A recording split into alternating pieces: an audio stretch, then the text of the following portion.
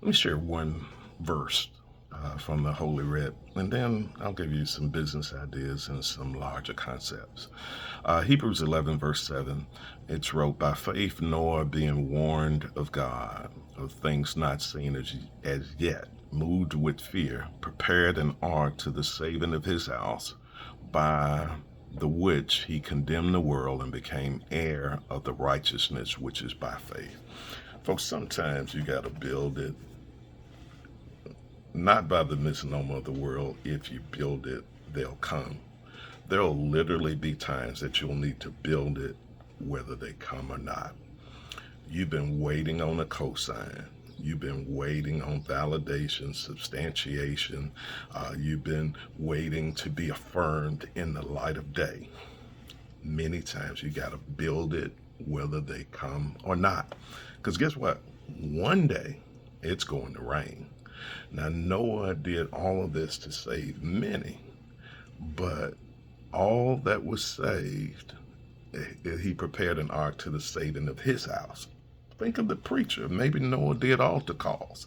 On top of saying repent, repent, repent, repent, repent, he opened the doors of the church of that day. He said, Is there one?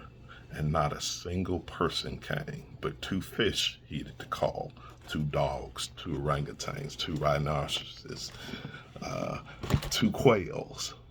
They all answered the call. Folks, sometimes when God gives you something before everybody else gets it, you can't wait for the cosign.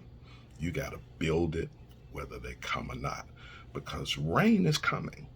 I was so disturbed when I saw the market value of Apple on last week, and Apple's market value went past 3 trillion, northwards of $3 trillion. That one company's market value is now greater than the collective net wealth of all of Black America. 47 to 50 million people. One company has a greater wealth. That's something. It's going to rain. Everybody's talking right now. They're talking about, market. The markets are crazy. They're talking about possible recessions. Folks, rain is coming. When you talk about rain, when you talk about real things, when you talk about something other than the day party, people will castigate you. They'll stigmatize you. They'll say you're just a gloom and doom person. But folks, you got to do and go out and build that thing for the saving of your house, whether they come or not. Some people just won't heed the call. I don't want to be a member of a permanent underclass. I want my children's children to be blessed, and I'm behind on that schedule.